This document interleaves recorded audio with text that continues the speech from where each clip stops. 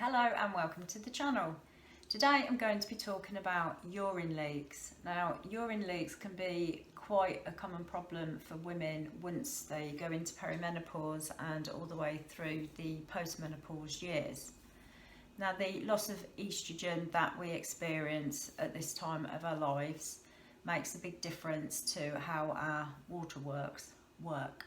Estrogen is very supportive of the pelvic floor area, so that obviously includes your bladder and the urethra. So if you've got less estrogen, you've got less support, and this can lead to a thinning and weakening of the muscles and membranes in that area. So then obviously you're going to be more prone to leaks, which is unpleasant. Obviously nobody wants to be leaking wee.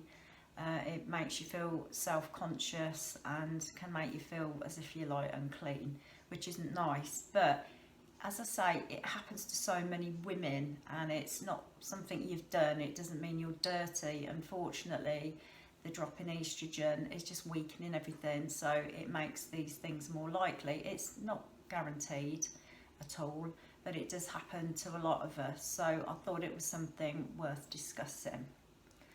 There's different kinds of urine leak problems. So the one that we probably firstly think of is stress incontinence. So, you know, if you laugh or you cough or you're jumping around doing keep fit, you're putting extra stress down there on that pelvic floor area. So if it's been weakened a little bit, then you may well get small urine leaks. So stress incontinence is probably the one that first springs to mind. There's also urge incontinence, which literally as it sounds is you get the urge to go to the toilet, but it's an unexpected urge. It's not like it gradually builds up, like you normally think, oh, I must go to the toilet in a minute. So it's not like a gradual build up. All of a sudden you've got this really strong urge to go to the toilet quite unexpectedly, and also can be at inappropriate moments, you know, if you're out for the evening or you're sitting in the cinema, but you do need to go to the toilet. And also you may find if you don't get to the toilet quick enough, you may experience a small urine leak. Mixed incontinence, as it sounds, is a mixture of stress incontinence and urge incontinence. So you can experience both, not necessarily right at the same time, but it can be a mixture of the two. So sometimes you've just got to go to the toilet. You just get this strong unexpected urge, and at other times, in general, stress incontinence, you've got a cold, you're coughing, and then of course you're experiencing small leaks. So yeah, it definitely is a mixture of the two. Some women also experience a problem with actually going for a wee, getting it started, getting the flow started. That obviously is considered more of a medical attention thing, because it is more of a mechanical thing that is going on there. So if you have trouble getting the urine flow started, it is best to go and see your doctor, and particularly if it's been quite a while, you really do need to empty your bladder. If you think, I can't go, I haven't been able to go for hours, you really do need to seek medical help and attention there, because obviously your bladder can only hold so much, so you really do need medical attention with that if you really can't get the urine flow going. I mean, it can happen sometimes to women anyway. You know, if you've waited too long to go to the toilet, sometimes you think you're absolutely bursting to go to the toilet, and then it won't start, you know, for a few seconds. But that's a little bit different than if you've got an actual mechanical problem. So if you are worried about it, or if you really cannot go, then you must go and see your doctor. There are a few basic things you can do to cope with small urine leaks. So you can wear a pad or a liner, or even underwear that is actually designed for urine leaks. They're really common at the moment. If I say common, it's probably not the right way to put it.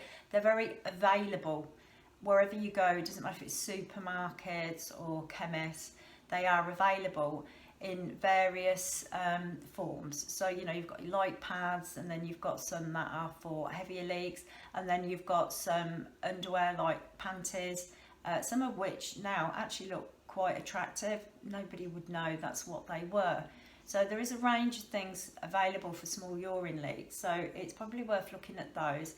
Makes you feel that bit fresher and cleaner, and obviously gives you that bit of protection so you won't feel so self-conscious. And also maintaining a healthy weight. Now, I know you're probably thinking, what's that got to do with, you know, having a bladder weakness? If you are very overweight, it will put extra stress down on your pelvic floor. So if you have a pelvic floor that is weakened, if you've got the extra stress on it, then you are more likely to experience urine leaks, whether small or a little bit larger. So trying to keep your weight under control, which is a really difficult thing when you go through the menopause, because it's so much easier to gain weight. But if you can keep your weight at a reasonable level, then you're lessening that pressure down below. Another tip is, if you're worried about urine leaks during the night, well, there's a couple actually. You can put a mattress protector on your bed, because urine leak, if you're asleep, it might take you unawares.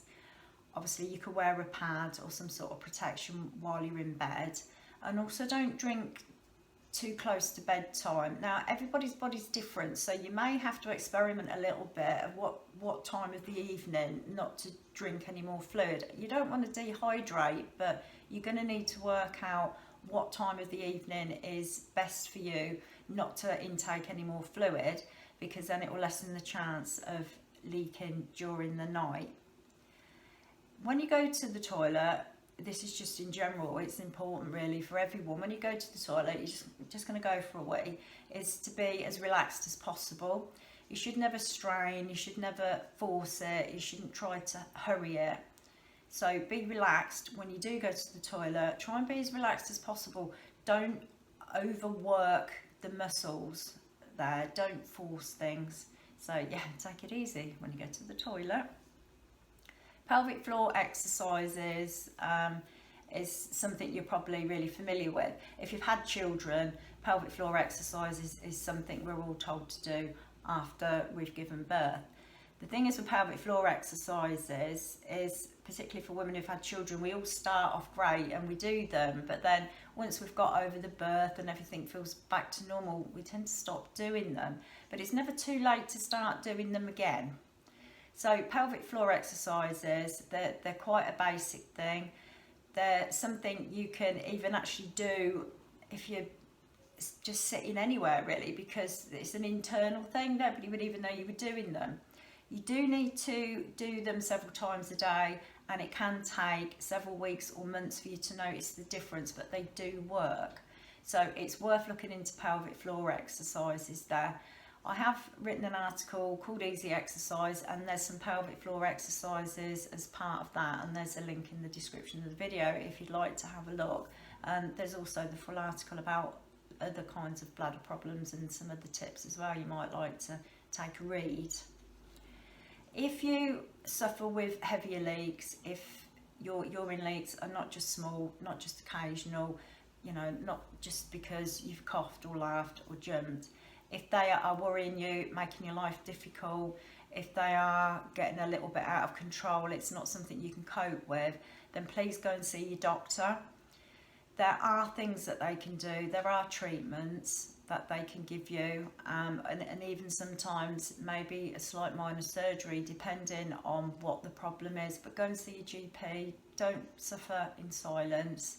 It's not nice, you know, we can all laugh about, oh, you know, I've giggled and now I've had a little leak, but that's a world away from having a bigger problem. So please go and see your GP.